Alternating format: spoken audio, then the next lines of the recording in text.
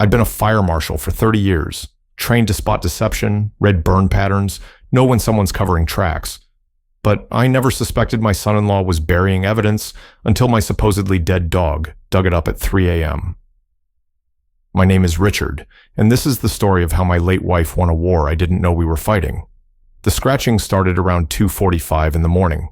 I'd been awake anyway, sitting in the dark living room of my house on Oakmont Drive, staring at nothing.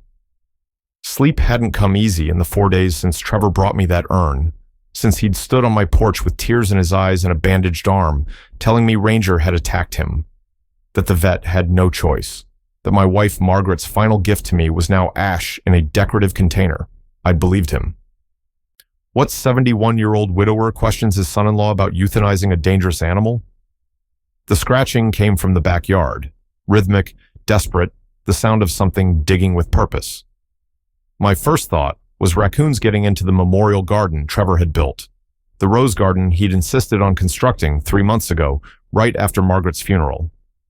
I got up from the recliner, my knees protesting. I walked to the back door and flipped on the porch light. What I saw made my breath stop.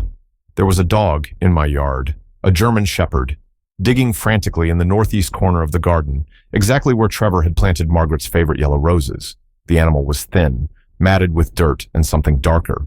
Its paws were raw and bleeding, leaving smears on the disturbed soil. It turned its head toward the light. Ranger. My hands shook as I opened the door.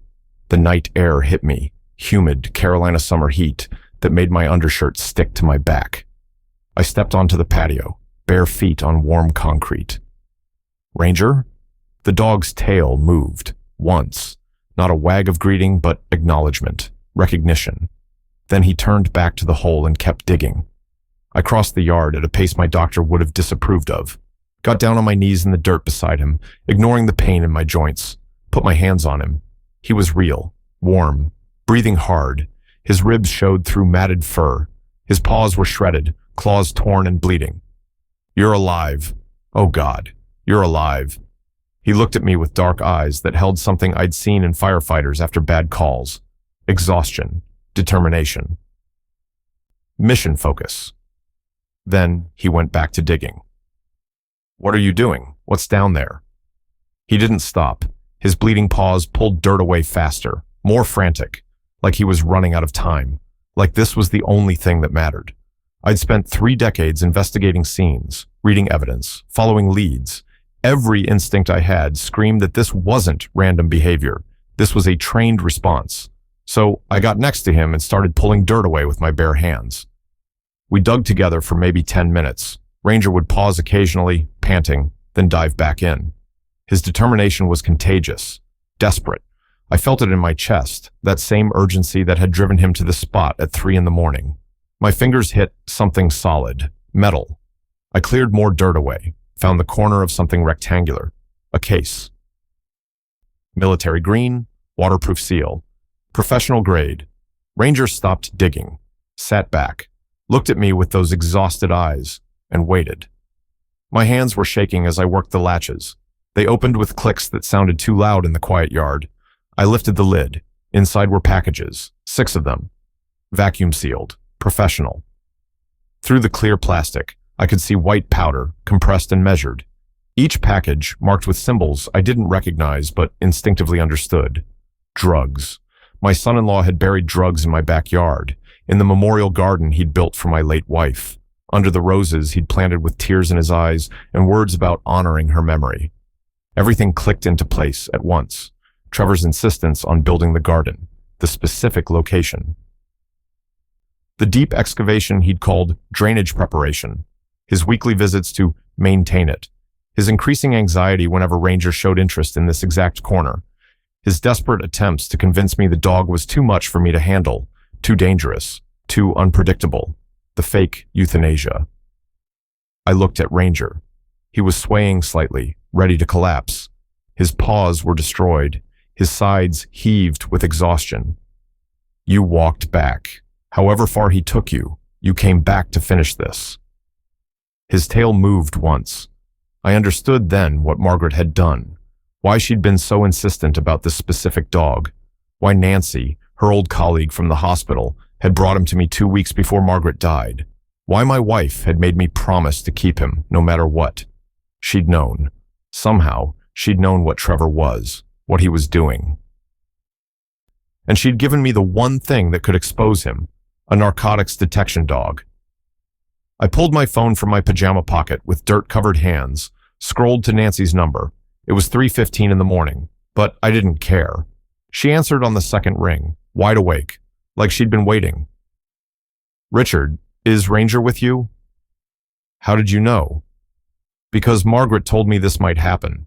She said if he ever came back injured, I should give you a number to call immediately." A pause. "I'll text it to you. Don't touch anything else in that hole. Don't move the packages. And Richard, lock your doors until they get there." She hung up. 10 seconds later, a text came through.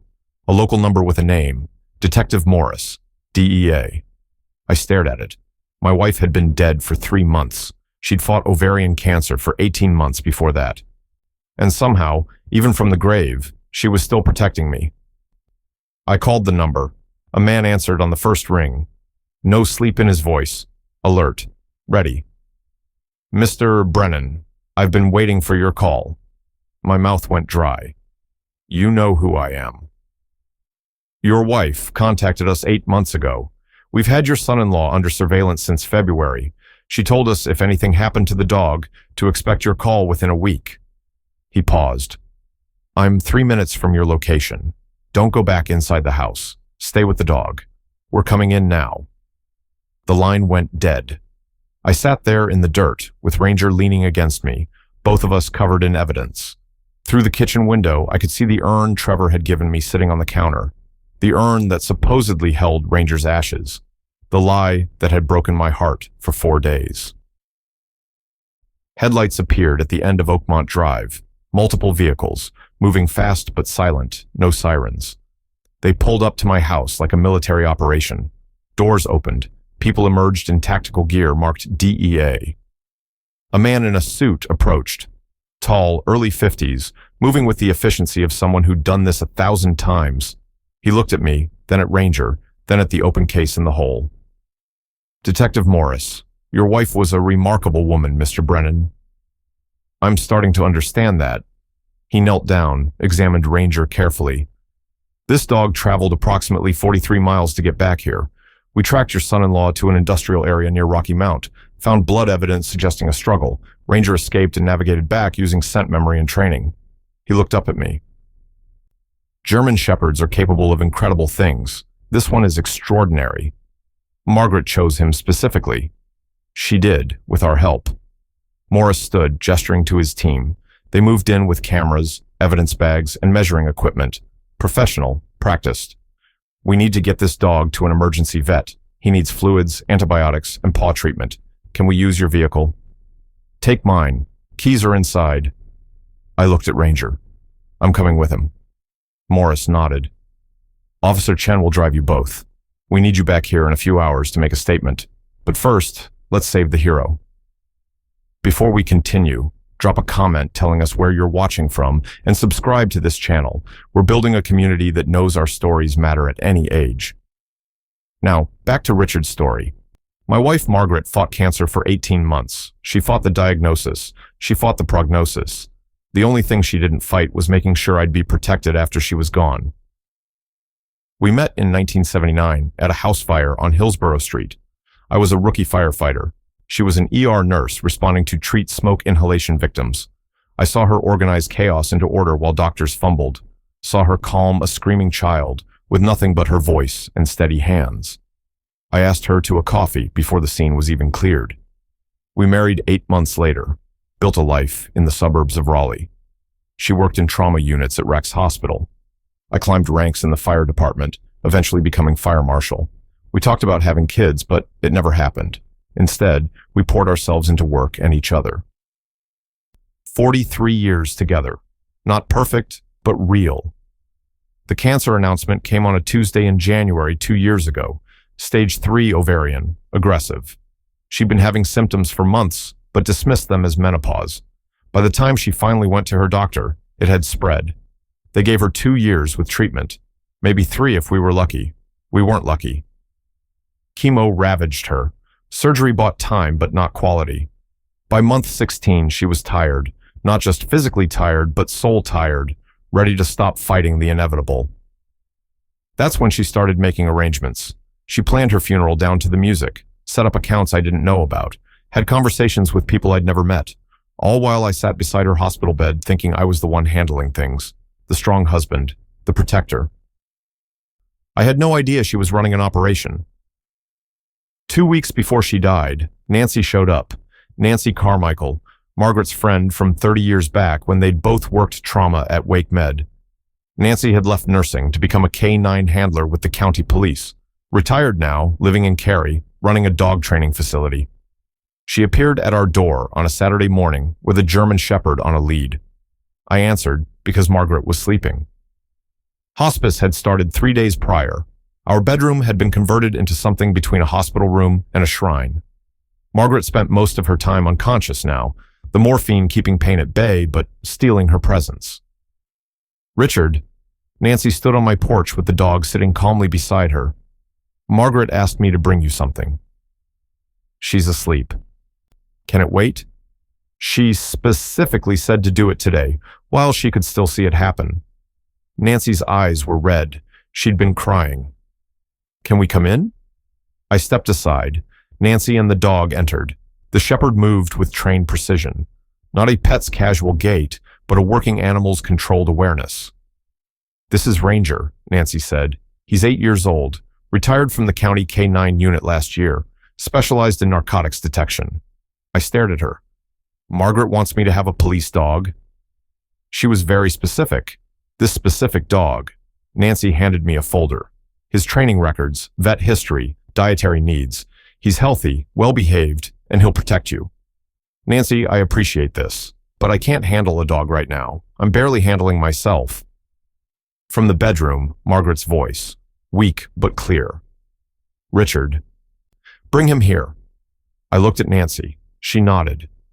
We walked to the bedroom, Ranger moving between us. Margaret was awake, propped on pillows. She'd lost 60 pounds. Her skin had that translucent quality that comes near the end, but her eyes were sharp. She looked at the dog, smiled. Come here, boy. Ranger walked to her bedside, sat, put his head on the bed near her hand. She touched him gently. Richard, this is important. Her voice was labored. Each word costs effort. I need you to promise me something. Anything. Keep this dog, no matter what happens, no matter what anyone tells you. Promise me you'll keep him. I wanted to argue, wanted to explain that a 71-year-old widower doesn't need a 90-pound German Shepherd, but the look in her eyes stopped me. I promise. She relaxed back into the pillows. Good. Nancy will help you get settled with him. She knows everything you need. She looked at Nancy. Thank you for doing this. Nancy was crying openly now. Anything for you, Mags. Always. Margaret's eyes closed. The conversation had exhausted her.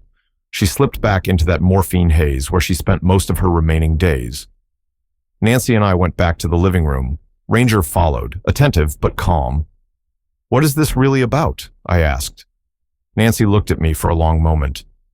Margaret made me promise not to tell you certain things, said you'd understand when the time came, said Ranger would show you what you needed to see. She handed me a leash. Trust her on this, Richard. Trust the dog. That's all I can say. She left before I could ask more questions. Ranger stayed. I set him up in the living room. Nancy had brought food, bowls, and a bed. The dog settled in like he'd lived here for years, calm, watchful, waiting.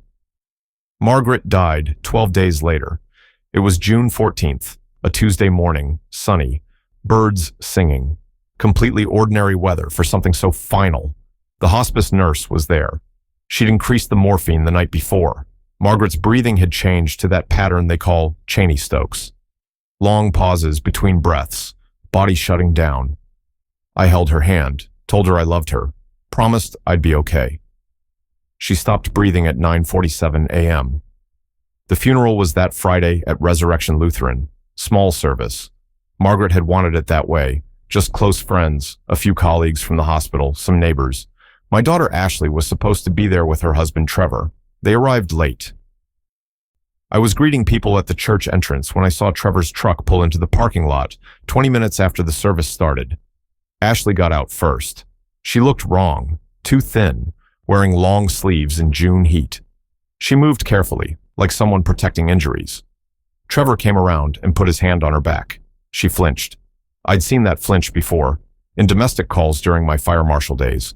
The involuntary recoil of someone conditioned to expect pain. They slipped into a back pew. I tried to catch Ashley's eye during the eulogy, but she kept her head down. Trevor's hand stayed on her knee the entire time, possessive, controlling.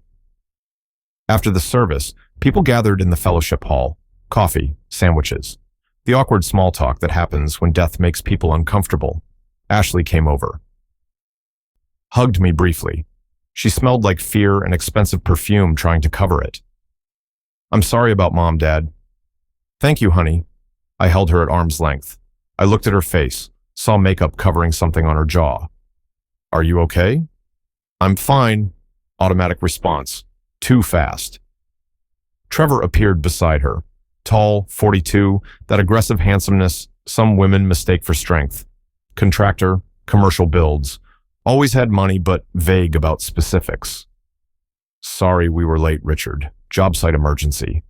He put his arm around Ashley. She went rigid. Margaret was a wonderful woman. I'll miss her. Empty words. Practice sympathy. I'd heard it 100 times that day from people who meant it. Trevor didn't. We should go, Ashley said. Long drive back. They lived in Durham, 25 minutes away. Not a long drive by any measure. Stay, I said. Spend some time. We barely got to talk. Trevor's grip tightened on Ashley's shoulder. She's exhausted. Been working long hours. I need to get her home. Ashley didn't argue, just pulled away from me and followed him out. I watched them leave, that same uneasy feeling I got at suspicious fire scenes. Something wasn't adding up. Nancy found me standing there. They're in trouble, she said quietly. Who? Your daughter. Margaret saw it. Tried to talk to Ashley about it 6 months ago.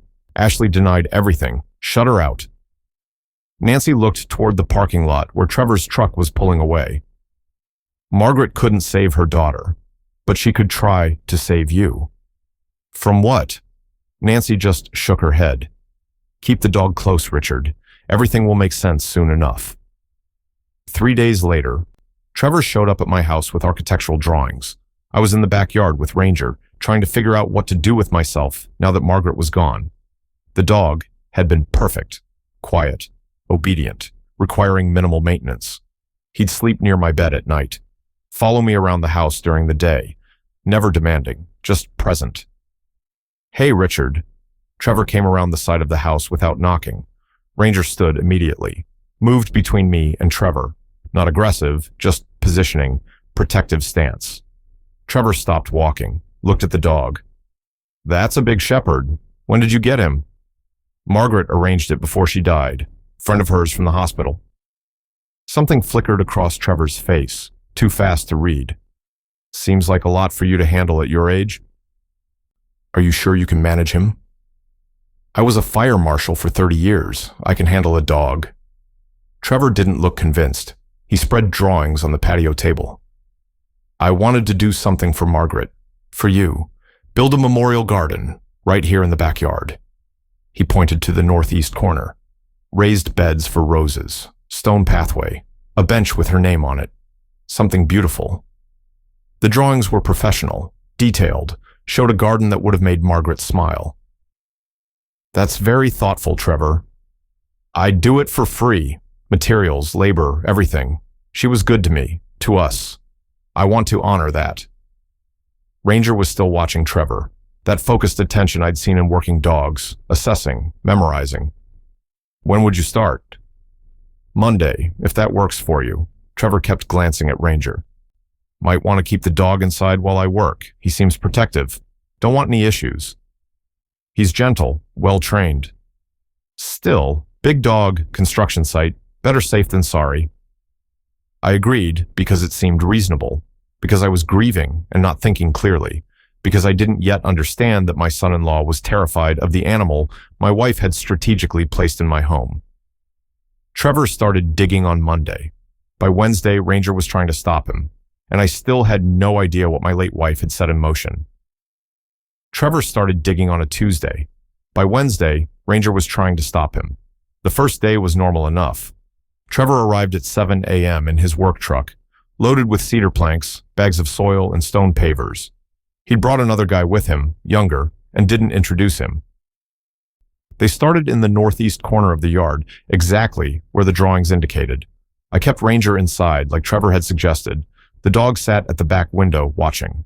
Just watching. That same focused intensity I'd seen when Trevor first arrived. "What is it, boy?" I asked him. "What do you see?" He didn't look at me, didn't break his stare. His ears were forward, body still, the posture of a dog on alert. Trevor dug deep that first day, deeper than seemed necessary for a flower garden. He told me it was for drainage, that this part of the yard held water, that proper drainage meant going down 3, maybe 4 feet. I didn't question it. I was a fire marshal, not a landscaper. What did I know about garden construction? By the end of day, he had a hole that looked more like a grave than a garden bed. The younger guy had left around noon. Trevor worked alone after that, digging methodically, measuring something with a tape measure, checking his phone repeatedly. Wednesday morning, I let Ranger out. I know I'd agreed to keep him in, but it felt wrong. This was his yard too. Margaret had wanted me to have this dog, to keep him with me. Locking him inside while Trevor worked seemed like a betrayal of that promise.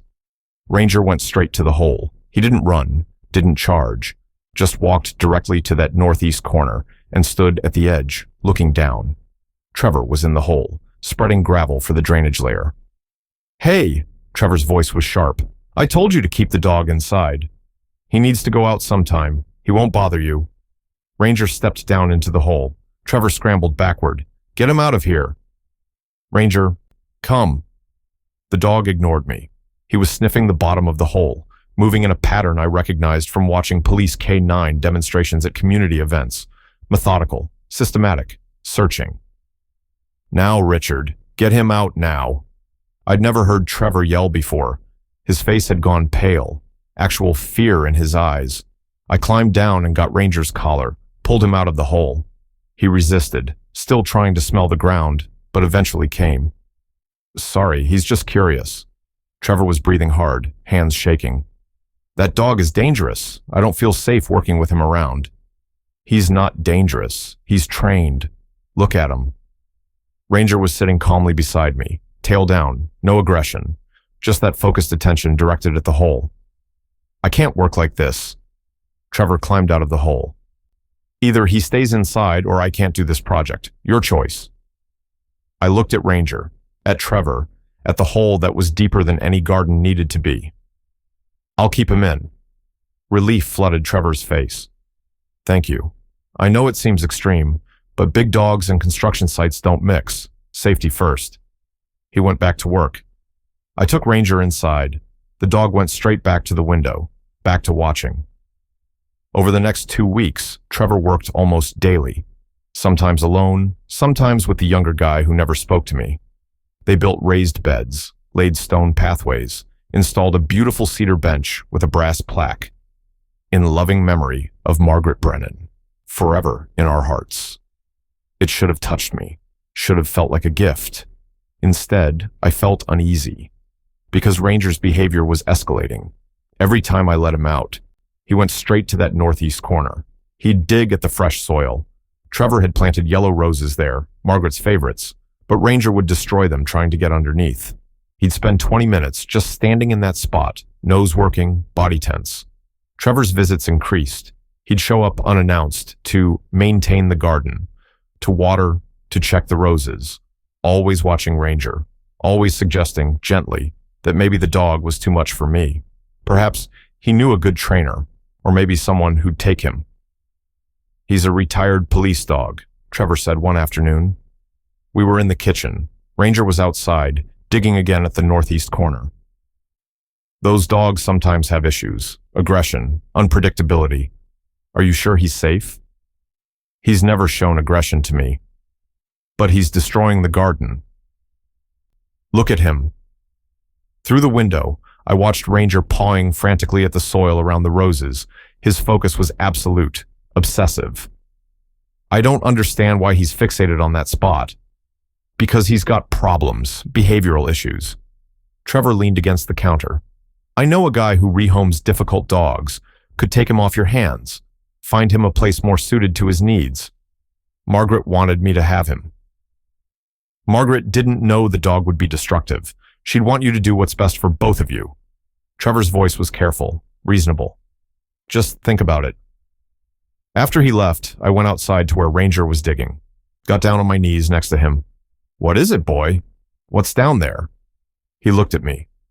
Those dark eyes held something I couldn't interpret. Then he went back to digging. Like if he just tried hard enough, he could make me understand. I pulled him away from the hole, filled it back in, replanted the roses Trevor had carefully positioned.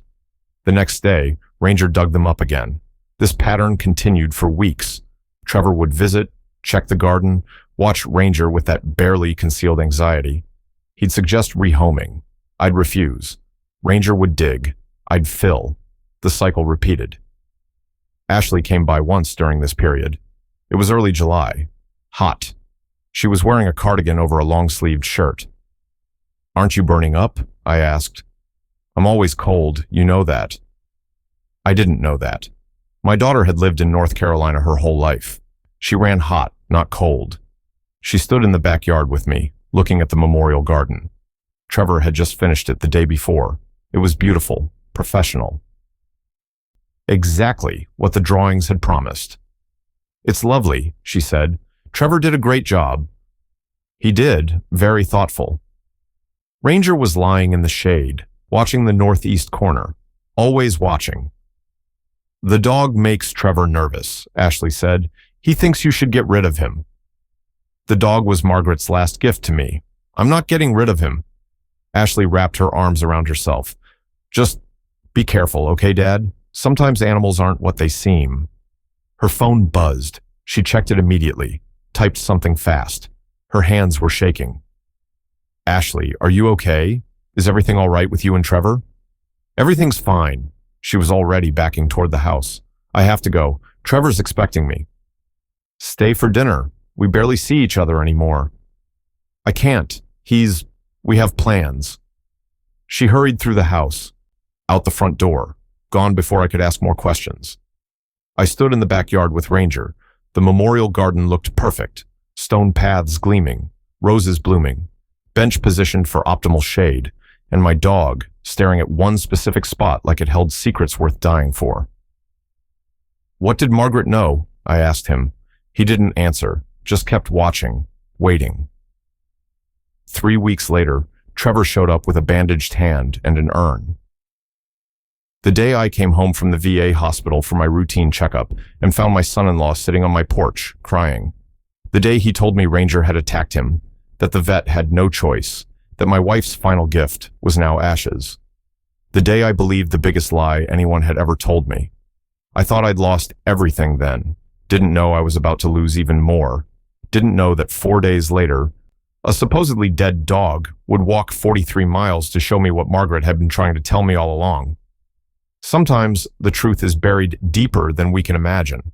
Sometimes it takes a hero to dig it up. If you've ever felt like you missed warning signs, you're not alone. Leave a comment sharing your experience. Sometimes our stories help others see clearly. I came home from the VA hospital on a Thursday afternoon. Trevor was sitting on my porch holding a small urn and crying. My appointment had been routine, annual physical, blood work. The drive from Durham VA Medical Center back to Oakmont Drive took 40 minutes. Traffic was light. NPR was doing a story about drought conditions, completely mundane, the kind of day that should have stayed forgettable. I pulled into my driveway and saw Trevor's truck. Saw him sitting on the porch steps. Saw his left forearm wrapped in white gauze from wrist to elbow. Saw the urn in his hands. I knew before I got out of the car. Knew from his posture, from the way he held that container like it was precious and terrible at the same time. No. I parked, got out on legs that didn't want to support me. I walked to the porch. Richard. Trevor's voice broke, actual tears on his face. I'm so sorry. I'm so fucking sorry. What happened? He held up the bandaged arm. I came by to water the garden. You were at your appointment. Ranger was in the backyard. I went out to check the roses and he went for me. No warning. Just attacked. My vision tunneled. Where is he? I had to defend myself. Grabbed him by the collar, got him in my truck. Took him straight to the emergency vet on Capitol Boulevard. Trevor was crying harder now. They examined him. The vet said a dog, that aggressive, that unpredictable, especially with his size. They couldn't risk it. He could have killed me, Richard. Could kill you next time. They recommended immediate euthanasia. No, you didn't. I had to make a decision. I couldn't reach you. Your phone was going to voicemail. Ashley was at work. The vet said we couldn't wait, that every minute with a dangerous animal was a risk. He held out the urn. I'm sorry. I thought I was protecting you. I took the urn. It was cold, metal, maybe 8 inches tall. A label on the bottom said, Peaceful Paws Pet Crematory, with a date. He wasn't dangerous. He never showed aggression. He destroyed the garden. He lunged at me multiple times. Richard, I know you loved him, but that dog had issues. The vet agreed. She wouldn't have authorized it otherwise. I stood there holding ashes that were supposed to be Ranger. The dog Margaret had insisted I keep. The dog I'd promised her I wouldn't give up. I'd failed her. Even in death, I'd failed my wife. Can I see the paperwork? Trevor pulled folded documents from his pocket. Veterinary letterhead. Assessment notes. Recommendation for euthanasia due to unprovoked aggressive behavior. Signed by Dr. Sarah Chen, DVM. Authorization form signed by Trevor as acting guardian in emergency situation. It looked legitimate, professional, complete. I didn't want this, Trevor said. I tried to tell you he was too much. I tried to warn you. I couldn't respond, couldn't process. Just stood there holding an urn and paperwork that said my dog had been killed for attacking my son-in-law. Trevor stood up. I'll give you space. If you need anything at all, call me. I know this is devastating. I feel terrible about all of it.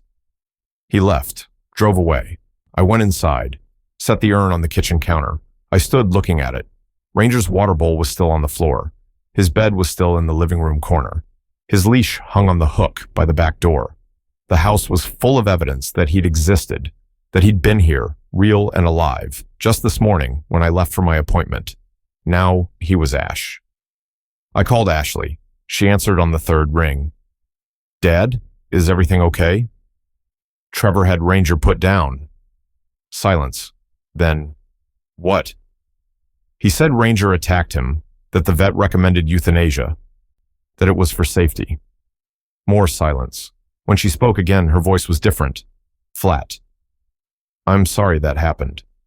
You don't sound surprised. Trevor's been worried about that dog for weeks. Maybe this was for the best. For the best? Margaret wanted me to have him. I promised her. Mom didn't know the dog would be aggressive. She'd want you safe. The words sounded rehearsed, scripted. I have to go. Trevor just texted. We'll talk later. She hung up. I tried calling back. It rang through to voicemail. I tried again. Same result. I sat at the kitchen table with the urn in front of me. I looked at the memorial garden through the window, the roses Trevor had planted, the bench with Margaret's name, the northeast corner where Ranger had dug obsessively. That's when I noticed the disturbed soil had been smoothed over. Recently. The roses Ranger had uprooted that morning were replanted, perfectly positioned, like Trevor had spent time fixing what the dog had destroyed. When had he done that? Before the attack? After? The timeline didn't make sense. I got up, went outside, examined the garden closely. The soil was fresh, wet, recently tamped down, not just replanted, but carefully maintained. The kind of maintenance that takes time and attention. How long had Trevor been here? If Ranger attacked him in the backyard, if he'd immediately taken the dog to the vet, when had he done this garden work? My phone rang. Unknown number. Hello? Mr. Brennan, this is Dr. Chen from Capitol Boulevard Emergency Veterinary Clinic. I'm calling to follow up on the service your son-in-law authorized today. My chest tightened. About Ranger. Yes. I wanted to make sure you understood the situation and agreed with the decision. It's our policy to contact the primary owner when possible. I wasn't available. I was at an appointment. I understand. Your son-in-law explained, "I want you to know we don't take euthanasia lightly. The behavioral assessment showed clear signs of aggression, multiple incidents, unprovoked attacks. We felt immediate action was necessary for public safety." Multiple incidents? He attacked once today. A pause. According to the intake form, there had been 3 previous incidents. Today's attack was the most severe, but the pattern of behavior indicated escalation. There were no previous incidents. Longer pause.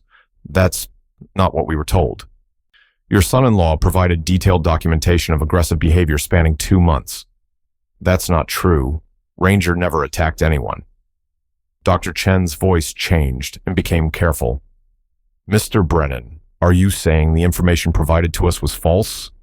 "I'm saying my dog wasn't aggressive, and I need to see that documentation." "I'm afraid we can't release medical records without proper authorization. But Mr. Brennan, if there's any question about the accuracy of the information we received, that's something we take very seriously. Our liability insurance requires accurate intake forms. I want to see the body." Silence. Then, "The cremation was completed this afternoon. As per your son-in-law's request, we expedited the process. The remains were released to him at 3 p.m. 3 p.m. You cremated him in less than 6 hours? We have an on-site crematory. For emergency situations, we can accommodate same-day service. Your son-in-law was quite insistent about timing, said you'd want closure quickly." I hung up, sat on the bench in Margaret's memorial garden, the bench Trevor had built. In the garden, Trevor had insisted on constructing, looking at the corner where Ranger had dug obsessively for weeks. The urn on my kitchen counter held something, but I was increasingly certain it wasn't my dog. That night, I didn't sleep. Couldn't. Kept expecting to hear Ranger's breathing from the living room. Kept listening for his nails on the hardwood when he shifted positions. The silence felt wrong, heavy, accusing. Around midnight, I got up and examined the urn more carefully. The label said cremation was completed at 2:47 p.m. Trevor had been on my porch at 4:30 p.m. That timing worked, but the weight felt wrong. I'd held cremated remains before. In my fire marshal years, I'd investigated fatal fires. I had to help families understand what came back from the crematory. A 90-pound dog should yield maybe 5 to 8 pounds of ash and bone fragments. This urn felt lighter, 3 pounds, maybe 4. I opened it. Inside were ashes. Gray, fine, with some larger fragments, but something about them felt off. Too uniform, too processed. I'd seen real cremains. These looked close, but not quite right. I called Nancy. It was 12:30 a.m. She answered like she'd been awake. "Richard? Trevor says he had Ranger put down. Do you believe him?" Silence. She'd gotten up, gone somewhere private. "What happened?" I told her everything. The attack story, the vet visit, the urn, the inconsistent timeline, the garden maintenance, the intake form with false information. When I finished, Nancy said, "Margaret told me if Trevor ever claimed the dog was dead, to tell you 3 things." "What things?" "First, Ranger was trained to never attack a human unless specifically commanded in German. Trevor doesn't speak German. Second, that dog would die before abandoning his mission. Third, if Trevor says Ranger is dead, it means Trevor knows what Ranger was searching for. The northeast corner of the garden. Margaret buried something there before she died. Something she needed you to find, but couldn't tell you about directly. She said Ranger would lead you to it when the time came." My hands were shaking. "What did she bury?" "I don't know. She didn't tell me. But she said Trevor would do anything to stop that dog from digging it up, including making Ranger disappear. The vet said he was cremated. I have an urn. Do you have a body?" I thought about the weight, the 2 uniform ashes, the expedited timing. "No." "Then he's alive, somewhere, and you need to find him before Trevor does something worse." We hung up. I sat in the dark with an urn full of lies and a garden full of secrets. 3 days later, Ranger came home and showed me everything. The hours after Nancy's call were the longest of my life. I wanted to tear apart the memorial garden immediately, start digging, find whatever Margaret had buried. But Nancy had warned me. If Trevor was watching, if he suspected I knew, he'd move whatever was hidden, or worse. So I waited, played the grieving widower. Left the urn on the kitchen counter like a shrine. Went through motions. Friday passed. Saturday. Sunday.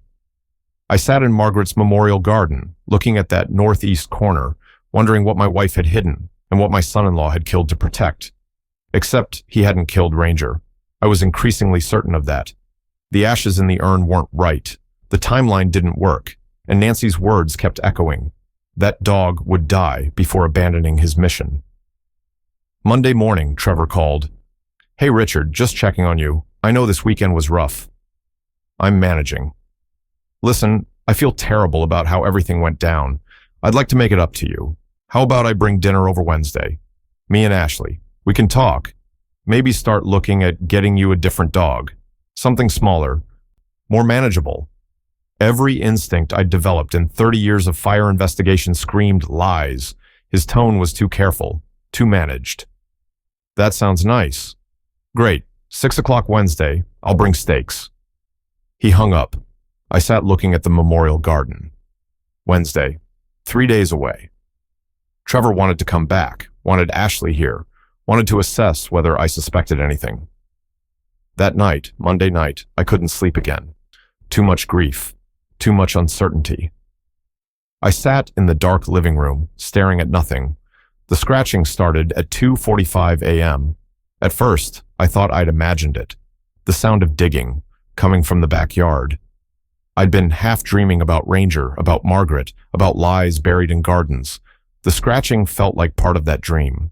Then I heard it again, rhythmic, desperate, real. I went to the back door. Flipped on the porch light. Ranger was in the backyard. For a second, I thought I was hallucinating. Grief-induced psychosis. The mind creating what it desperately wants to see. Then he turned his head toward the light, and I knew. This was real. He was worse than I'd imagined. Skeletal, matted fur caked with mud and dried blood. Both front paws were destroyed, pads torn, nails broken, bleeding. His muzzle was scratched. His left ear had a chunk missing. He looked like he'd fought through hell to get here. He was digging in the northeast corner, in the exact spot he'd been obsessed with for months. The spot Trevor had carefully maintained. The spot where Margaret had buried something worth killing a dog to hide. I opened the door, stepped onto the patio. Ranger, his tail moved. Once. Not joy. Acknowledgement. Then he turned back to the hole and kept digging. I crossed the yard on a run. My knees protested. My back ached. I didn't care. I dropped down next to him, hands on his matted fur. He was real, warm, breathing hard, every rib visible, shaking with exhaustion. "You're alive. Oh God, you're alive." He looked at me with eyes that had seen things I couldn't imagine. Then he went back to digging, frantic, urgent, like time was running out.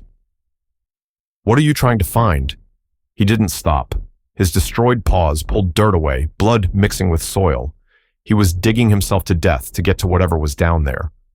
I understood then what Nancy meant. That dog would die before abandoning his mission. This was his mission. This exact spot. This specific depth. So I started digging with him. We worked together in the dark. Him with ruined paws. Me with 71-year-old hands, pulling dirt away, going deeper. The hole expanded, 2 feet wide, 3 feet deep. Deeper than roses need. Deeper than drainage requires.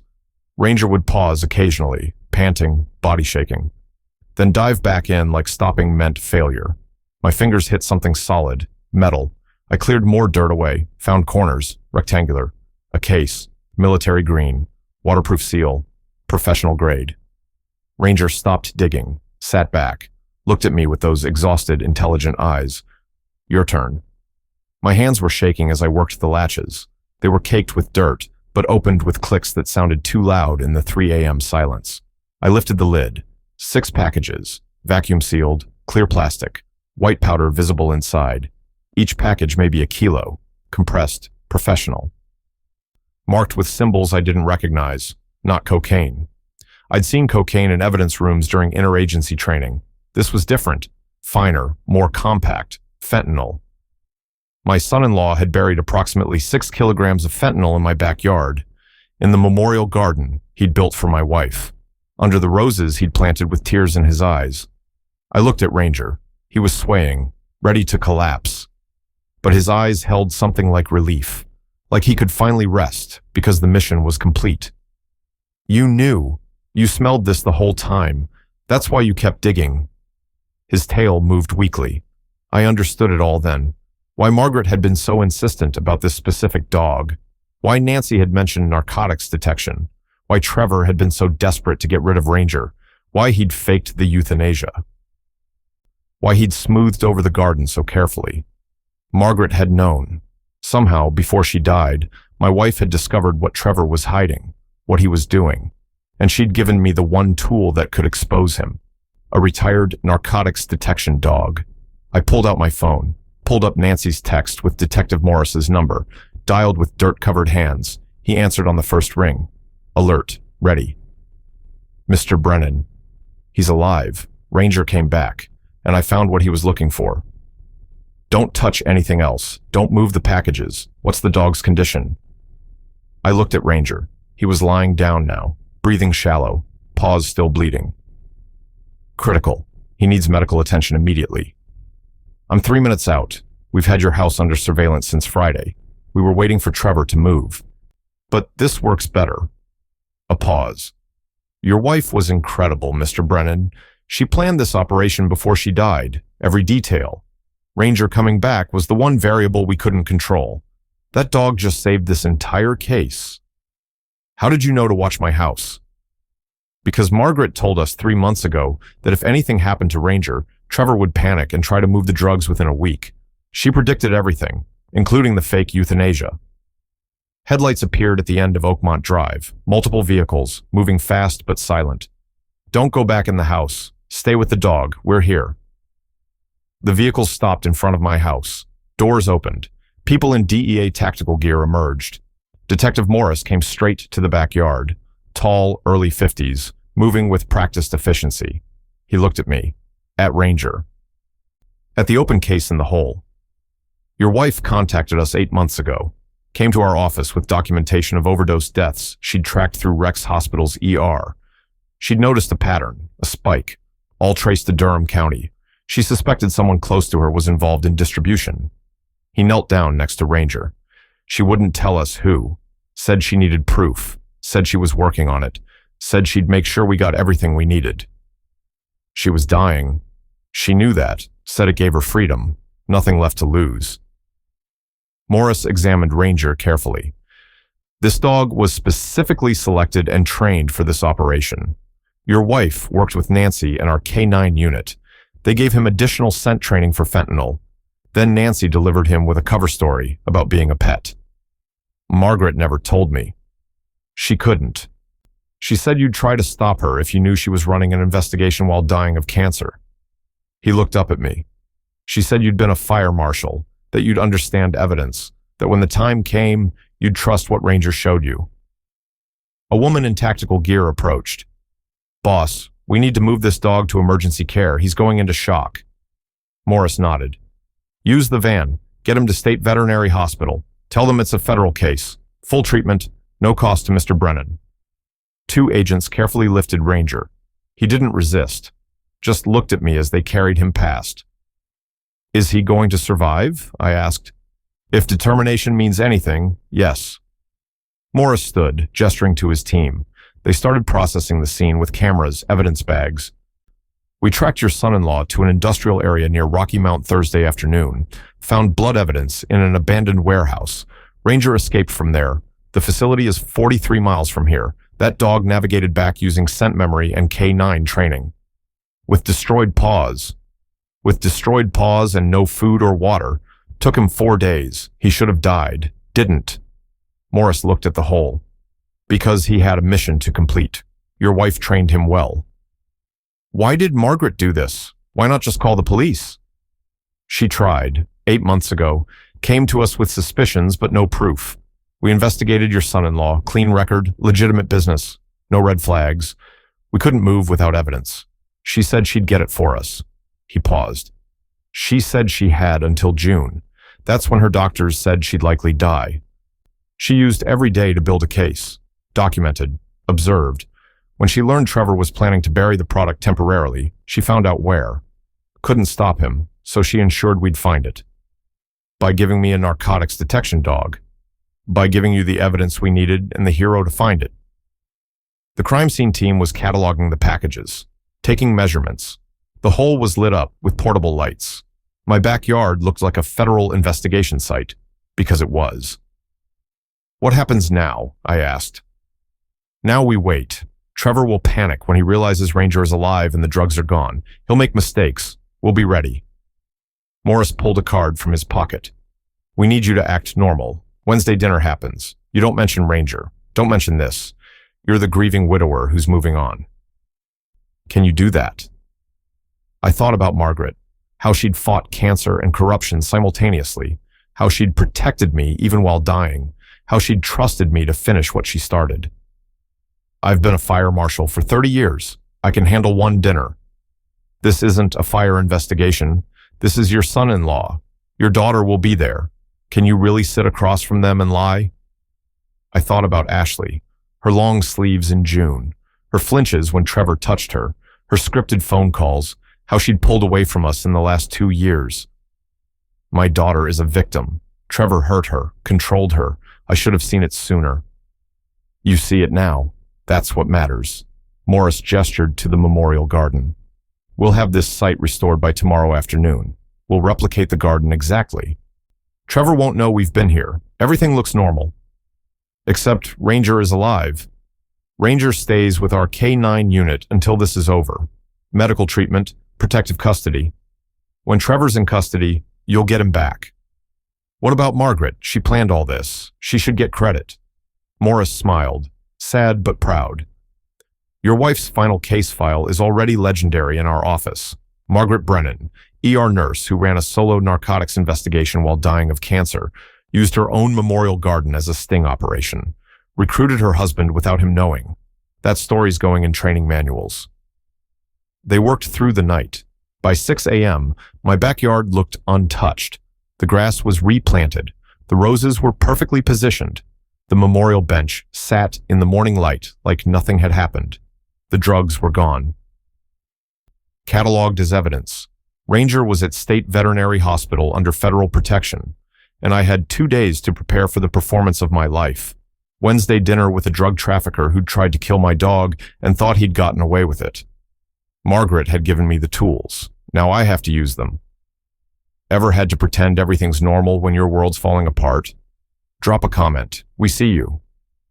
Detective Morris arrived with 2 things: a search warrant for my property and a file folder labeled with my wife's handwriting. It was Tuesday morning, the day after Ranger came back, the day before Trevor and Ashley were scheduled for dinner.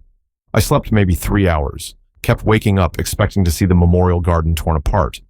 But every time I looked out the window, it was perfect, exactly as Trevor had built it. Like nothing had ever been buried there. Morris came alone this time. No tactical gear, just a suit that had seen better days, and coffee from Dunkin' Donuts. Thought you might need this. He handed me a cup, black, no sugar. Somehow knew that's how I took it.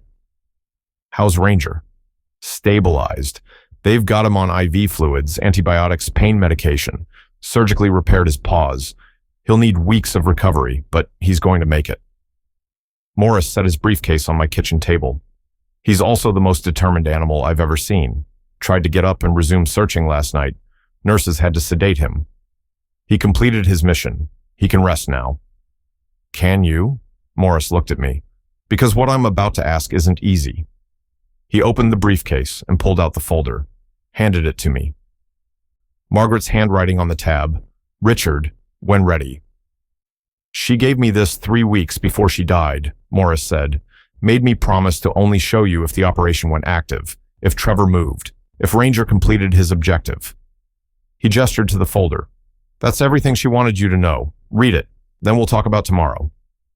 I opened the folder. The first page was a letter, Margaret's handwriting, shakier than usual, written near the end. My dearest Richard, if you're reading this, then Ranger found what I buried, and Detective Morris believes you're ready for the truth. I'm sorry I had to lie to you. About the cancer timeline, about how much I knew, about what I was really doing in those final months. The truth is this. I discovered Trevor was trafficking fentanyl 14 months ago. Not suspected. Knew. I saw the pattern at the hospital. Overdose deaths spiking in specific Durham neighborhoods. Always the same drug signature. Always traced back to the same distribution network. I started documenting. Quietly. Used my ER access to track cases. Built a timeline. Noticed correlations with Trevor's business trips. His unexplained income. The way Ashley changed. Got thinner, more afraid. I confronted her 8 months ago. She denied everything. Shut me out. Trevor found out I'd asked questions. Started distancing us. Controlling Ashley more. I knew if I pushed, he'd hurt her worse. So I went to the DEA. Showed them what I had. They investigated, but couldn't find proof. Trevor was careful. Kept business separate from personal life. Used legitimate construction as cover. They needed evidence. Physical evidence. But he was too smart to keep it at his house or business locations. That's when I learned about the garden plan. Ashley mentioned it during one of our last phone calls. Said Trevor wanted to build something special for me. For you. Something to honor my memory after I was gone. I knew immediately what he was really planning. A temporary storage location, clean property, recent widow. No reason for police to investigate. He could bury product, wait for heat to die down, retrieve it later. I couldn't stop him, but I could make sure you'd find it. Nancy helped me get Ranger. The DEA helped with training. We gave him specific scent markers for fentanyl, trained him to focus, to persist, to never abandon the search. Then we presented him as a companion animal, something to keep you safe and occupied while you grieved. I needed Trevor to bury the drugs first, to commit the crime, then Ranger would find them. You'd see the truth. The DEA would have evidence. I'm sorry I used you without your knowledge. Sorry I couldn't tell you what was happening. But I needed you to be genuinely surprised, genuinely grieving.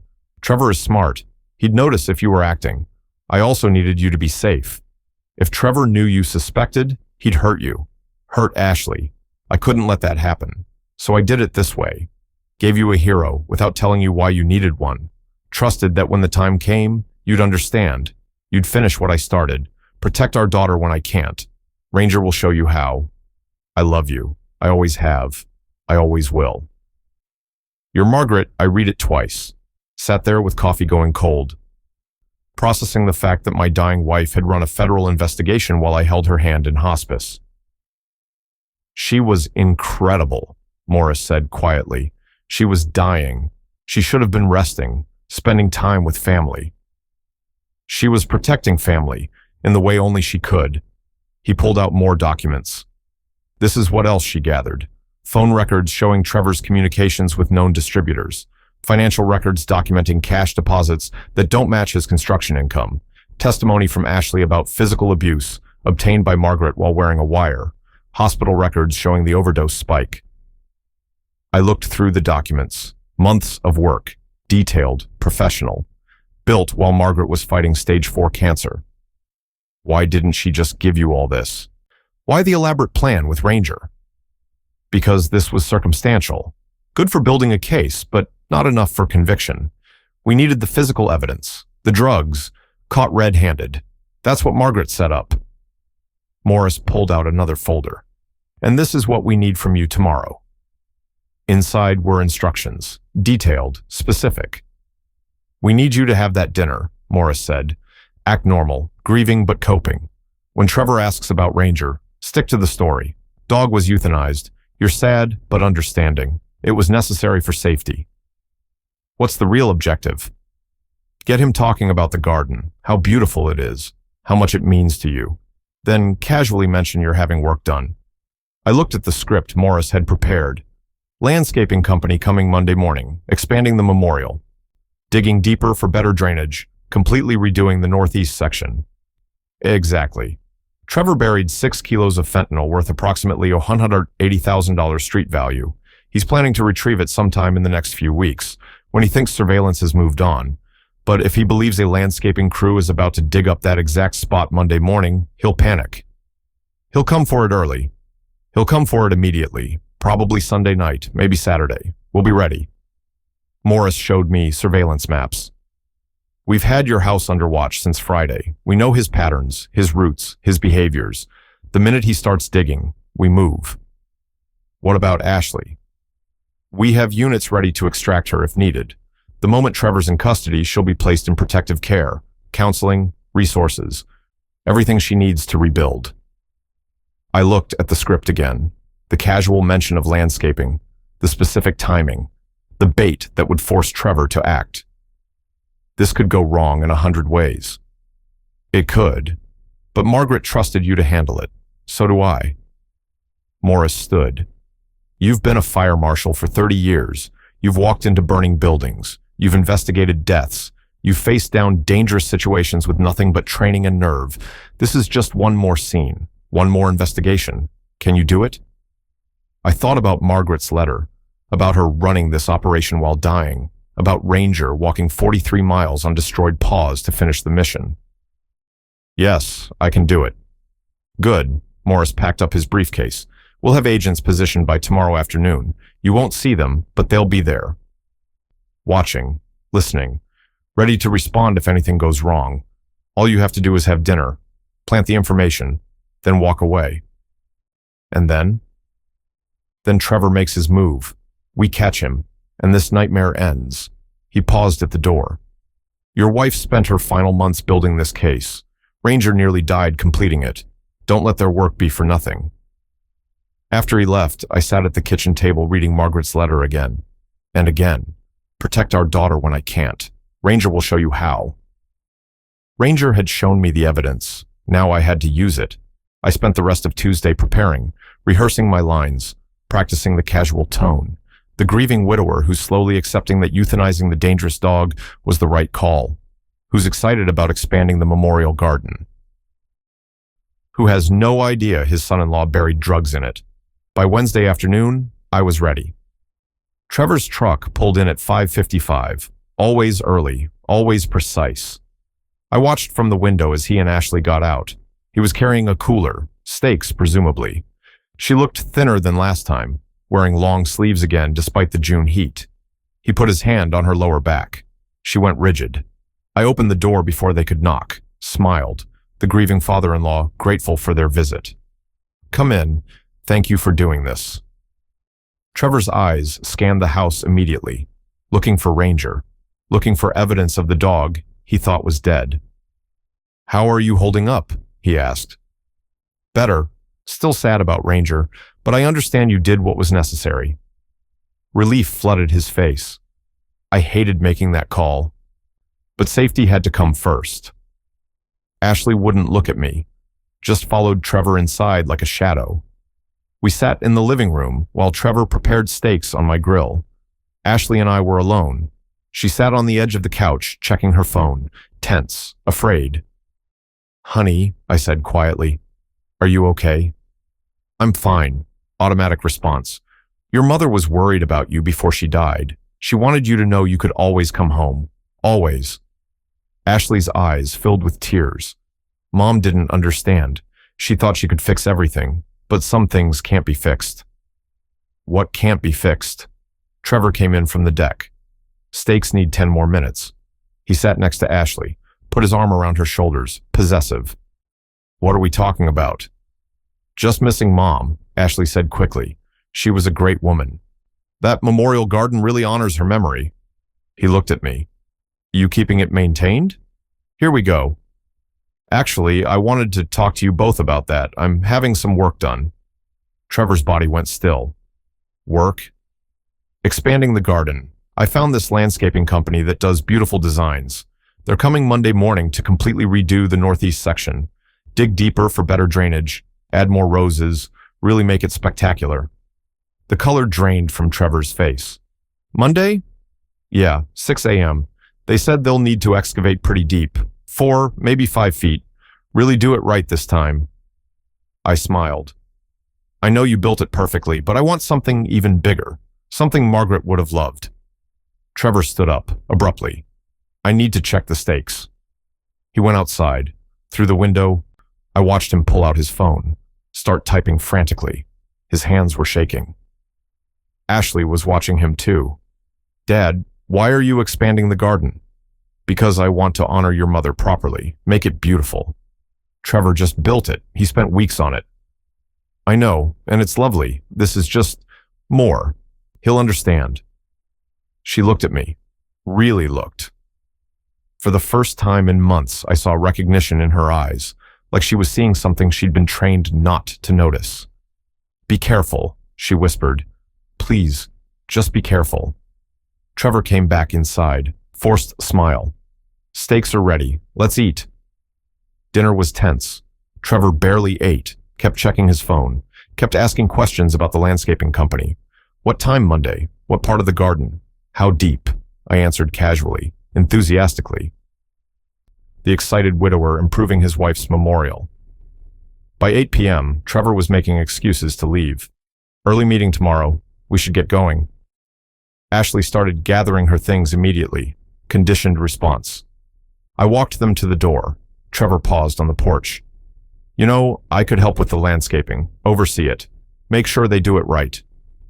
That's kind, but they're professionals. Highly recommended. I trust them. His jaw tightened. Still, I'd like to be here, Monday morning. 6 a.m., you said? That's right, but you don't need to. I know you're busy. I insist. We stood there, son-in-law and father-in-law, both knowing something the other didn't realize we knew. Well, we'll see you on Monday then, I said. He left without another word, practically pushed Ashley to the truck. I stood in the doorway, watching them drive away, watching Trevor's truck disappear down Oakmont Drive. Somewhere in the neighborhood, DEA agents were watching too, waiting for Trevor to make his move. I went inside, sat on the couch, pulled out my phone, text from Morris. Perfect. He's panicking. Sunday night, we'll be ready. I looked at the memorial garden through the back window, the perfectly maintained roses, the bench with Margaret's name, the northeast corner where 6 kilograms of fentanyl had been buried and excavated. 48 hours until Trevor came back for what he thought was still there. 48 hours until my wife's final operation reached its conclusion. Margaret had planned everything. Ranger had completed his mission. Now, all I had to do was wait. Sometimes justice moves slower than we want, but it moves. Margaret had made sure of that. If this story has touched you, honor Margaret's courage by hitting subscribe. Sometimes, the strongest battles are fought in silence. Sleep didn't come Thursday night or Friday. By Saturday afternoon, I was running on coffee and nervous energy, waiting for Trevor to make his move. Detective Morris had called Friday morning with updates. We've tracked his movements. He drove by your house 3 times Thursday night. Slow passes, checking for activity. Friday morning, he called off work. Told his foreman he had a family emergency. He's preparing. He's panicking, which makes him dangerous, but also predictable. Morris paused. We've positioned units around your neighborhood, unmarked vehicles, plainclothes officers walking dogs, a couple in a van doing surveillance on a cheating spouse. Everything looks normal. But we've got eyes on every approach to your house. When do you think he'll come? Sunday night, after midnight, when he thinks you're asleep and the neighborhood's quiet. He'll want darkness, time to dig without being seen. I looked at the memorial garden. The roses were blooming. Yellow, Margaret's favorite color. She'd planned this garden before it even existed, knew exactly what Trevor would do with it, used his own crime scene as the trap. What if he brings Ashley? He won't. We've been monitoring their communications. He's told her he needs to handle some business alone this weekend. She's staying at their house in Durham. We have a unit watching her. The moment Trevor's arrested, we'll move in with protective custody. She's going to be devastated. She's going to be free. Morris's voice was firm. Your wife's documentation includes testimony from Ashley about years of abuse, physical, emotional, financial. Margaret wore a wire to their house last Christmas, got Ashley talking, got admissions about everything Trevor's done. That evidence will help prosecute him and help Ashley heal. Margaret had worn a wire to Christmas dinner while dying of cancer, gathering evidence against her own son-in-law to protect our daughter. She thought of everything, I said. She did. Now we finish it. Saturday evening, I made myself eat dinner, watched the news, acted like a normal widower on a normal Saturday night. But my hands shook every time I looked toward the backyard. Around 10 p.m., my phone rang. Unknown number. Hello? heavy breathing. Then Ashley's voice. Dad, are you alone? Yes, what's wrong? I need to tell you something. About Trevor, about everything. She was crying. Mom tried to warn me. I didn't listen. I should have listened. My chest tightened. Where are you? Home. Trevor left. Said he had to handle something tonight. Told me not to call him. Not to wait up. She sobbed. Dad, I think he's going to hurt someone. I think he's been hurting people for a long time, and I didn't want to see it. Ashley, listen to me carefully. Lock your doors. Don't let anyone in except the police. They're going to come to your house tonight. People who will help you. Trust them. Silence. Then, you know. Oh God, you know what he is. I know. Your mother knew. She made sure I'd find out. The dog. Ranger. He's not really dead, is he? I thought about lying, protecting her, but she deserved the truth. No. He's alive. He's safe. And he helped us find what Trevor buried in the memorial garden. She started crying harder. I'm so sorry. I knew something was wrong. I knew, and I was too scared to say anything, too scared of what he'd do. None of this is your fault. You're a victim. He hurt you, controlled you. That ends tonight. What's happening tonight? Justice. Your mother's version of it. I heard a car door slam in the background on her end. Ashley, who's there? Police. They're here. They're saying they need to take me somewhere safe. Go with them. Trust them. I'll see you soon. I love you, Dad. I love you too, honey. She hung up. I stood in my kitchen, hands shaking. My daughter was safe, protected. The pieces were falling into place. Now we waited for Trevor. Morris called at 11:30 p.m. We have confirmation. Trevor just left his house, driving a different vehicle, a rental, trying to be cautious. We're tracking him. ETA to your location is approximately 40 minutes. I'll be ready. Remember the plan. You're asleep. Bedroom light off by midnight. No activity. He needs to think you're unaware. We'll handle the rest. I turned off the bedroom light at 11:55, but I didn't sleep. Couldn't. I sat in the dark room, listening, waiting. At 12:47 a.m., I heard it, the soft sound of a car door closing. Not in my driveway. Down the street, someone being careful, quiet. Footsteps in the yard, light, measured, moving toward the back. I got up slowly, moved to the window, careful not to disturb the curtains. Trevor was in my backyard. He was wearing dark clothes, gloves, carrying a backpack and a folding shovel. Professional, prepared. He moved to the northeast corner of the memorial garden and knelt down, started digging. My phone vibrated. Text from Morris. We see him. Hold position. Do not intervene. I watched Trevor dig frantically in the spot where the roses were planted. Watched him go deeper, faster, desperation in every movement. He'd been here before. Built this garden himself, knew exactly where the case was buried, down through the first layer, through the second, reaching the depth where he'd hidden 6 kilograms of fentanyl. His shovel hit dirt. Nothing else. He dug wider, deeper. Frantic now. The case wasn't there. I saw the moment realization hit, the moment he understood. He sat back on his heels, surrounded by destroyed roses and disturbed soil, pulled out his phone, made a call. 30 seconds of conversation, animated, angry. Then he stood up. Started looking around my backyard, at the other gardens, the shed, the patio, like maybe he'd misremembered. Maybe he'd buried the case somewhere else, but he hadn't. He knew exactly where it had been, and now it is gone. He turned toward the house, toward my bedroom window. My phone vibrated again. Morris. He's about to make a mistake. Stay inside. Lock your bedroom door. Now. I locked the door quietly, heard the back door rattle. Trevor was trying to get in. Then glass breaking. Kitchen window. He was coming inside. I heard him moving through the house, opening doors, searching, getting closer to the bedroom. Richard, his voice, loud, aggressive. I know you're awake. I know you found it. I didn't respond, stayed silent, waiting. You had no right. He was at the bedroom door now, pounding. That wasn't yours. You shouldn't have touched it. The door shook. He was trying to force it. I built that garden for you, did everything right, and you ruined it. You and that fucking dog. He knew about Ranger, knew the dog was alive somehow. The pounding stopped. Silence. Then his voice, closer to the door, dangerous. I'm going to ask you one time, where is it? Where did you put what you found? I stayed quiet. Fine, we'll do this the hard way. Footsteps retreating. Then the sound of my back door opening again. He was leaving. No, not leaving. Going to the truck. I moved to the window, watched him return with something in his hands. A crowbar. He was coming back to force the bedroom door. That's when the lights hit. Bright, blinding, flooding the backyard from multiple angles. Trevor, this is the deal. Drop the weapon and put your hands on your head.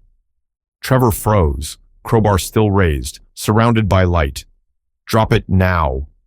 He dropped the crowbar, turned slowly. Agents emerged from the darkness, 6 of them in tactical gear, weapons drawn, moving with practiced precision. Trevor's hands went up, but his eyes were scanning, looking for escape, finding none.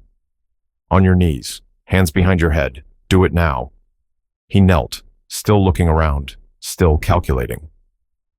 Detective Morris appeared, no tactical gear, just his suit. He walked up to Trevor calmly, professionally. Trevor Bryan, you're under arrest for possession with intent to distribute fentanyl, trafficking in controlled substances, destruction of evidence, breaking and entering, and attempted assault. He pulled out handcuffs. You have the right to remain silent. Anything you say can and will be used against you in a court of law. Trevor looked at Morris, then at the memorial garden, the destroyed roses, the hole where 6 kilograms of fentanyl should have been. This is entrapment. This is justice, your mother-in-law's version. Morris cuffed him. Margaret Brennan ran a federal investigation while dying of cancer. She documented every move you made, every transaction, every lie, and she gave us everything we needed to put you away for 20 years minimum. Trevor's face went white. Margaret? She knew what you were doing to her daughter. She couldn't stop you while she was alive, but she made sure we'd stop you after she was gone. Morris hauled Trevor to his feet. She was smarter than you'll ever be, and that dog you tried to kill, he's alive, recovering. And his evidence testimony alone would convict you. They led Trevor away, put him in a vehicle, doors closed, lights disappeared down Oakmont Drive. I stood at my bedroom window, watching it happen, watching my wife's final operation reach its conclusion. Morris came to the front door. I let him in. It's done, he said. Trevor's in custody. Ashley's safe. The case is solid. Margaret's evidence combined with the physical drugs will put him away for decades. What about Ashley? She's at a safe house with victim advocates, counselors, everything she needs. She's been cooperating, giving statements about the abuse, about what she knew. She's a victim, not a criminal. We're going to help her rebuild. I sat down heavily on the couch. The adrenaline was wearing off, exhaustion hitting. My wife did all this while dying. She did. And she succeeded. Trevor's network is crumbling. We've made 7 additional arrests based on the documentation she provided. Street value of drugs seized is over $2 million. Overdose deaths are already declining in Durham County. Morris sat across from me. Margaret Brennan saved lives, dozens of them, maybe hundreds, all while fighting cancer and protecting her family. I should have known, should have seen what was happening. She didn't want you to know, said you'd try to protect her, stop her. She needed to do this herself, her way. He pulled out a folder. She left you one more thing. Asked me to give it to you after Trevor was arrested. Inside was a letter, shorter than the first one, written in Margaret's shakiest handwriting, the very end. Richard, if you're reading this, it's over. Trevor's in custody. Ashley's safe. The mission is complete. I need you to do something for me, something important. Take Ranger to the garden when he's recovered. Plant new roses with him, yellow ones. Let him see that what he protected is beautiful now. Let him know his mission mattered. Then live, my love. Live fully. Live joyfully. Don't spend your remaining years grieving me. I had 70 years, most of them wonderful, most of them with you. That's enough. Take care of our daughter. She'll need you. Be patient with her. She's been through hell. Your love will help her heal. And keep Ranger close. He's not just a hero. He's family. He's my final gift to you. My way of making sure you're never alone. I love you. I'm proud of you. And I'm at peace knowing you'll finish what I started. You're Margaret. I read it through tears I didn't try to hide. When can I see Ranger? I asked. Tomorrow. He's out of ICU, recovering well, keeps trying to get up like he's got somewhere to be. Nurses say he's the most determined patient they've ever had. He had a mission to complete. He completed it. Time to let him rest. Morris stood. Get some sleep, Richard. We'll handle the cleanup. By morning, your yard will be restored. Everything is back to normal. Nothing's normal anymore. No, it's better. He paused at the door. Your wife was extraordinary. She gave us the tools to take down a trafficking network that was poisoning communities. She protected her daughter. She saved you from complicity. And she did it all while dying. That's not normal. That's heroic. After Morris left, I sat in the quiet house, Margaret's house, the home we'd built together over 43 years. In the backyard, the memorial garden was torn apart again. But this time, it would be rebuilt into something truthful, something that actually honored Margaret's memory, not a cover for buried drugs, but a testament to a woman who fought evil even as her body failed, who protected her family from the grave, who turned a memorial garden into justice. Tomorrow, I'd go see Ranger, tell him he'd completed his mission perfectly, that Margaret would be proud. But tonight, I sat in the dark with my wife's final letter and let myself feel everything. Grief for what we'd lost, pride for what she'd accomplished, relief that Ashley was safe, gratitude for a dog who'd walked 43 miles on shredded paws to finish what Margaret started, and peace, the kind that comes from knowing that love doesn't end with death. It transforms, continues, fights on. Margaret was gone, but her work remained, her courage remained, her protection remained, peace roses. She'd thought that was appropriate. She was right. The memorial service for Margaret's second funeral happened 3 weeks later. That's what Ashley called it. The one where we actually celebrated who our mother was instead of pretending everything had been normal. The first funeral had been in June. Small, quiet. Trevor sitting in the back pew with his hand on Ashley's knee. Everyone speaking in hushed tones about what a wonderful woman Margaret had been, what a devoted wife and mother. Nobody mentioning that she'd spent her final months running a federal narcotics investigation. This service was different. Nancy organized it, held at her K-9 training facility in Cary, instead of a church. 50 people showed up. ER nurses Margaret had worked with, fire marshals who'd known me for decades, DEA agents who'd worked her case, county police officers whose dogs Margaret had helped train, and Ashley, who stood at the front without fear for the first time in years. Ranger was there too, sitting beside me. His paws were healed now, bandages off, moving normally, like he'd never walked 43 miles on torn pads to expose a drug trafficker. Detective Morris spoke first, told the room about Margaret's initial visit to the DEA 8 months before she died, how she'd walked in with documentation of overdose deaths and a theory about distribution patterns, how she'd refused to stop investigating even when they told her it was too dangerous for a dying woman to pursue. She told me something I'll never forget, Morris said. She said, "I'm dying anyway. Cancer already took my future. I'm not letting it take my daughter's too." And then she proceeded to build a case that would take a conviction specialist months to assemble. She did it in 18 weeks while undergoing chemotherapy. Nancy spoke next, about the day Margaret asked her to find a specific type of dog, not just any retired police K-9, one trained in narcotics detection with German Shepherd persistence and intelligence. She was very specific, Nancy said. The dog had to be older, proven, trustworthy, and completely loyal to mission completion. I told her about Ranger, 8 years old, retired from County K-9 after a stellar career, 47 successful detections, 0 false alerts. She said, "That's the one. That's who will protect Richard when I can't." Nancy looked at me, at Ranger sitting perfectly still beside me. She trained with him herself, Came to my facility 3 times a week, even when she could barely walk. Worked with him on scent detection, on bonding with you, on understanding that his mission was that northeast corner of the garden. She made sure Ranger knew exactly what to find and where to find it. Ashley spoke last.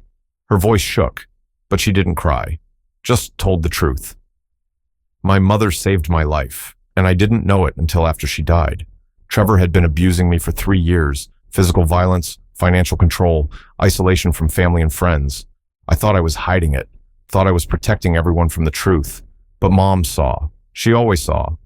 She pulled out a piece of paper, unfolded it with careful hands. She wrote me a letter, left it with her attorney to be delivered after Trevor's arrest. I want to read part of it to you. Ashley's voice steadied as she read.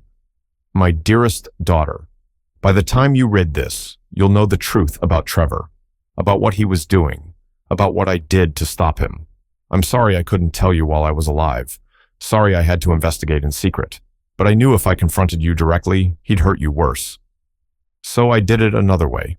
I gathered evidence, built a case, made sure that when I was gone, justice would still come for him. You deserve to be free, Ashley. Free from fear, free from abuse, free to rebuild your life into something beautiful. I'm sorry I won't be there to see it, but I'll be watching, proud of your courage, grateful for your strength, loving you always. Your mother. Ashley folded the letter carefully. She fought cancer and a criminal investigation simultaneously. And she won both battles. The cancer took her body, but it didn't take her spirit. Didn't stop her from protecting me, protecting Dad, protecting dozens of other families from the drugs Trevor was distributing. She looked at me, at Ranger. And she left us with a hero to make sure we'd understand. That dog walked through hell to finish what my mother started. That's the kind of love she gave us. The kind that doesn't stop. The kind that persists. After the speeches, people mingled, shared stories. ER nurses told me about Margaret's legendary triage skills. Police officers talked about her consulting on canine training protocols. DEA agents showed me the case file cover they'd created. Operation Peace Rose, Margaret Brennan Memorial. Morris found me near the refreshment table. Ranger was surrounded by K9 officers who were examining his paws, discussing his 43-mile journey like it was legendary. We finalized Trevor's plea deal yesterday, Morris said. 30 years federal. No parole eligibility for 22. His trafficking network is completely dismantled. 17 total arrests. Street value of seized drugs is now over $3 million. What about Ashley? She's doing well, cooperating fully. The prosecutor confirmed she's a victim, not a co-conspirator. No charges. She's in counseling, getting support, working with a financial advisor to rebuild her independence. Trevor controlled everything: money, housing, transportation. We know. The victim advocates are helping her establish new accounts, find housing, regain autonomy. It's a process, but she's strong. Like her mother. I looked across the room at Ashley. She was talking to Nancy, actually smiling, something I hadn't seen in years. Margaret did this, I said, protected her even from the grave. She protected a lot of people. The overdose deaths in Durham County have dropped 43% since Trevor's arrest. That's 43% fewer families destroyed, 43% fewer funerals. Your wife's investigation saved lives we'll never be able to count. After the service ended, Ashley and I stood in the parking lot. Ranger sat between us. The sun was setting, summer heat finally easing into evening cool. What are you going to do now? I asked her. Rebuild. Figure out who I am without fear. Maybe go back to school. I always wanted to be a nurse like Mom. Never got the chance because Trevor said it was a waste of money. She looked at me. What about you? Same. Rebuild. Honor your mother's memory properly. Maybe volunteer with Nancy's K9 program. Keep busy. Keep Ranger close. Always. He's family. We stood in comfortable silence, the kind that only comes after shared trauma, after truth replaces secrets. Dad, can I ask you something? Anything. Do you think Mom knew that she wouldn't live to see Trevor arrested? That she'd never know if her plan worked? I thought about Margaret's letters, her detailed instructions, her careful planning. I think she knew, but she did it anyway, because that's who she was, She fought for what was right, even when she wouldn't be there to see the outcome. Ashley wiped her eyes. I want to be like that. Brave like her. You already are. You're here. You're testifying. You're rebuilding. That takes courage she'd be proud of. We hugged, long and tight. The kind of hug we should have shared more often when Margaret was alive. She left in her new car, a used Honda she'd bought with money from a victim assistance fund. Her first independent purchase in 3 years. I drove home with Ranger in the passenger seat. He stuck his head out the window, tongue out, finally relaxed. Mission complete. The memorial garden had been rebuilt, again. This time by a professional landscaping crew funded by the DEA's Victim Restitution Program. They'd created exactly what Margaret had described in her letters. Raised beds with yellow peace roses, stone pathways arranged in a circle, a bench with a new plaque, Margaret Brennan, nurse, investigator, hero, forever protecting those she loved. I sat on the bench with Ranger at my feet. The evening air smelled like roses. Somewhere, cicadas were starting their summer song. We did it, boy. Finished what she started. His tail thumped once against the stone pathway. She'd be proud of you, walking all that way, never giving up, completing your mission even when it nearly killed you. He looked up at me with those dark, intelligent eyes. The eyes that had seen things I couldn't imagine, that had focused on a single objective for months, that had refused to quit. You can rest now, it's over. But he wasn't resting. He was watching the garden, alert, protective, old habits, I supposed. Once a narcotics detection dog, always a narcotics detection dog. My phone buzzed, text from Ashley. Thank you for today. Thank you for finishing Mom's work. Thank you for being the dad she knew you could be. I love you. I texted back, love you too. Your mother would be so proud of who you're becoming. The sun dropped below the horizon. The garden fell into shadow, but the roses seemed to glow in the fading light. Yellow, peaceful, exactly as Margaret had wanted. I'd been married to an extraordinary woman for 43 years. Thought I'd known her completely. Thought there were no secrets between us. I'd been wrong. She'd carried the weight of an investigation while dying, had protected our daughter while protecting me from knowing too much, had trained a dog to finish what she couldn't live to complete, and she'd trusted me to understand when the time came, to see the clues, to trust the hero she'd given me. I had. We had. Ranger and I together. Come on, boy. Let's go inside. He stood, stretched, followed me into the house. His house now. The one Margaret had made sure he'd have. The one where he belonged. I fed him dinner. Premium food recommended by the DEA veterinarians. He ate slowly, carefully, still recovering. Then we settled in the living room, me in Margaret's favorite chair, Ranger on his bed nearby. The urn Trevor had given me still sat on the mantel. The fake ashes, the lie.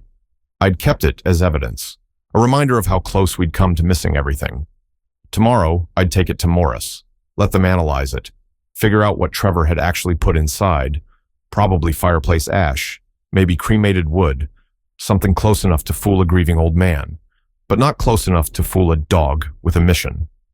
Ranger had known from the beginning, had tried to tell me, had persisted, even when I didn't understand. Thank you, I told him, for not giving up, for trusting Margaret's training, for walking 43 miles to show me the truth. His tail thumped against the bed. I turned on the TV, found a documentary about K9 units, figured Ranger might enjoy it. He watched for a few minutes, then his eyes drooped, his breathing slowed, the exhaustion of 3 weeks of recovery finally catching up. He fell asleep with his head on his paws. Safe, home, mission complete. I watched him sleep and thought about Margaret, about the woman I'd married, the woman I'd thought I'd known, the woman who'd been so much more than I'd ever realized. She'd been a nurse, a wife, a mother, a fighter, and in the end, a detective who'd solved her own case from beyond the grave. The peace roses were blooming in the memorial garden, yellow against green. Beautiful and true, just like she'd planned, just like everything else she'd done. My extraordinary wife's final investigation was complete, and the evidence would bloom every summer for as long as I lived to tend it. The peace roses were blooming again. Second summer, fuller this time, more confident. Like They'd finally accepted their purpose. I sat on the memorial bench with morning coffee, watching Ranger patrol the garden. Old habits. He still checked the northeast corner every day, made his rounds, confirmed everything was secure. Some missions never really end. They just transform into different kinds of vigilance. My phone rang. Ashley. Morning, Dad. You ready for today? As ready as I'll ever be. I'll pick you up at 9. Nancy's meeting us there. Today was the dedication ceremony. Margaret's official recognition as a DEA civilian consultant. Posthumous commendation for her work on Operation Peace Rose. Her photo would be placed in the federal building downtown. Her case file would be used as training material for agents nationwide. My late wife was becoming legendary in law enforcement circles. How are you doing? I asked Ashley. Good, really good. Just finished my first semester at Wake Tech. Got straight A's in all my nursing prerequisites. She'd enrolled in nursing school 6 months ago, was living in a small apartment in Raleigh, working part-time at a bookstore, building a life that was entirely hers. Your mother would be so proud. I know. I feel her with me sometimes, especially during tough exams, like she's coaching me through it. We talked for a few more minutes, normal conversation. The kind families have when trauma is healing instead of fresh, when secrets have been replaced with truth. After we hung up, I walked the garden with Ranger. The roses were perfect, yellow and full, fragrant, everything Margaret had wanted. Detective Morris had called last week with updates. Trevor's appeals had been denied. All 17 members of his trafficking network were serving federal sentences. Durham County's overdose deaths had declined by 67% in the past year. Margaret's investigation had saved an entire community. The doorbell rang at 8:30, Nancy arriving early. Thought you might want company before the ceremony, she said. She was carrying a folder. Plus, I have something to show you. We sat at the kitchen table. She opened the folder. Inside were photos of dogs, German shepherds, young, alert. In training. The DEA is starting a specialized program, Nancy said, training dogs specifically for fentanyl detection. They're calling it the Margaret Brennan K9 Initiative. I'm heading the training program. Margaret would love that. That's not all. She pulled out another photo. A puppy, maybe 6 months old. Beautiful markings, intelligent eyes. This is Ranger's grandson, born 3 months before Ranger retired from County K9. We've been training him. He's showing incredible promise. Same persistence, same intelligence, same mission focus. What's his name? That's up to you. The DEA wants you to name him. They're assigning him to Durham County specifically to continue the work Margaret started. I looked at the photo, at the puppy who carried Ranger's genetics and would carry Margaret's legacy. Peace, I said. His name is Peace. Nancy smiled. Perfect. Margaret would approve. We drove to the federal building together. Ashley met us in the lobby. She was wearing her nursing student scrubs, white and professional. She worn them specifically so Margaret's photo would show her daughter following in her footsteps. The ceremony was in the main conference room. 50 people attended, DEA administrators, local police chiefs, federal prosecutors, journalists from the News and Observer and WRAL. Margaret's story had gone public last month. Dying nurse's secret investigation brings down drug ring had been the headline. The story went viral. International news picked it up. People across the world were talking about the 70-year-old woman who'd fought cancer and crime simultaneously. The DEA director spoke first, talked about Margaret's courage, her dedication, her innovative approach to gathering evidence. Then he unveiled her photo. It was the one I'd taken at her retirement party from Rex Hospital 5 years ago. She was laughing, surrounded by colleagues, healthy and vibrant, before cancer, before Trevor, before everything. Below the photo, a plaque. Margaret Elizabeth Brennan, civilian consultant, Operation Peace Rose, in recognition of extraordinary courage and dedication to justice. Ashley cried. I held her hand. After the ceremony, reporters wanted interviews, questions about how it felt to learn my wife had been investigating our son-in-law, whether I'd suspected, how Ranger had found the evidence. I kept my answers simple, honest. Margaret had been an extraordinary woman. She'd protected our family the only way she could. and she'd given us a hero to make sure we'd understand. One reporter asked, "What do you think Margaret would say if she could see this recognition?" I thought about her letters, her careful planning, her final instructions.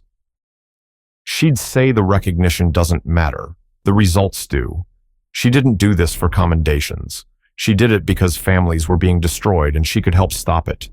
That's who she was, someone who saw a problem and fixed it, even when it cost her everything. That night, after everyone left, I sat in the memorial garden with Ranger and Ashley, the three of us, Margaret's family. "Mom planned all this," Ashley said quietly. "Every step.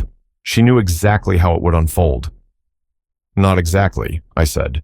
"She couldn't have known Ranger would walk 43 miles, or that you'd go back to school, or that her case would become training material. She planned the operation. The rest is just people honoring what she started." "Do you think she's watching?" I looked at the peace roses, at Ranger lying peacefully nearby, at my daughter who was rebuilding her life with Margaret's courage. I think she's at peace, knowing we're okay, knowing her work mattered, knowing we understand what she did and why she did it. We sat in comfortable silence as the sun set.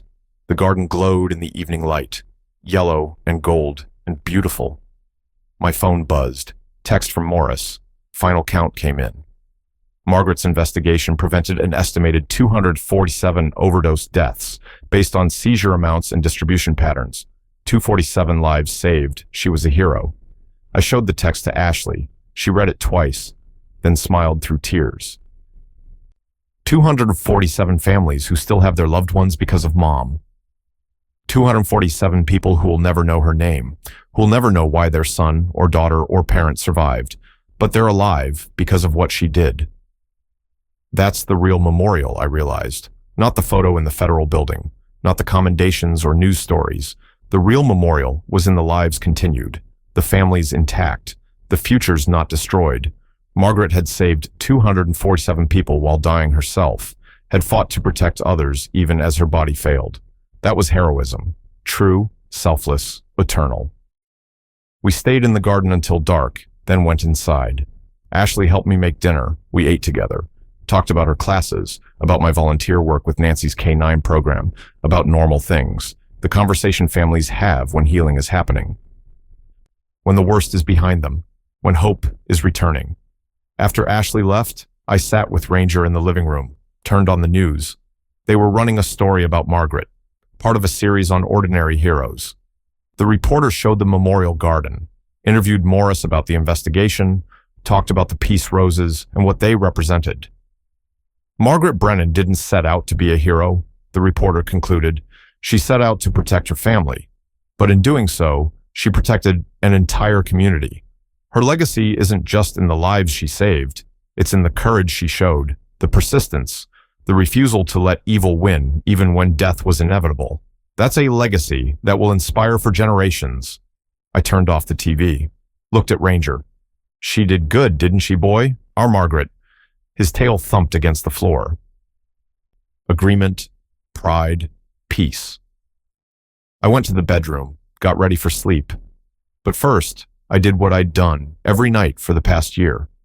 I stood at the window, looked out at the memorial garden, at the peace roses barely visible in moonlight. Good night, Margaret. Thank you for everything. Thank you for Ranger. Thank you for protecting Ashley. Thank you for trusting me to finish what you started. The roses swayed in the night breeze, yellow petals catching moonlight, beautiful and peaceful and eternal, just like the woman they honored. I climbed into bed. Ranger settled on his bed nearby, both of us comfortable now in our roles. Guardian and guarded, family. Sleep came easier these days, without the weight of secrets, without the burden of lies, just peace, the kind Margaret had fought to give us. The kind she'd planted in a garden and protected with a hero. The kind that blooms every summer and reminds us that love doesn't end with death. It transforms. It persists. It wins. If this story moved you, remember, heroes often fight their battles in silence. Sometimes the strongest among us are the ones we never suspected. Subscribe to honor Margaret's courage, and share this story with someone who needs to know that love and justice can bloom even in the darkest soil. Drop a comment telling us which moment hit you hardest. Your words matter. Your voice matters. No matter your age, your story deserves to be heard.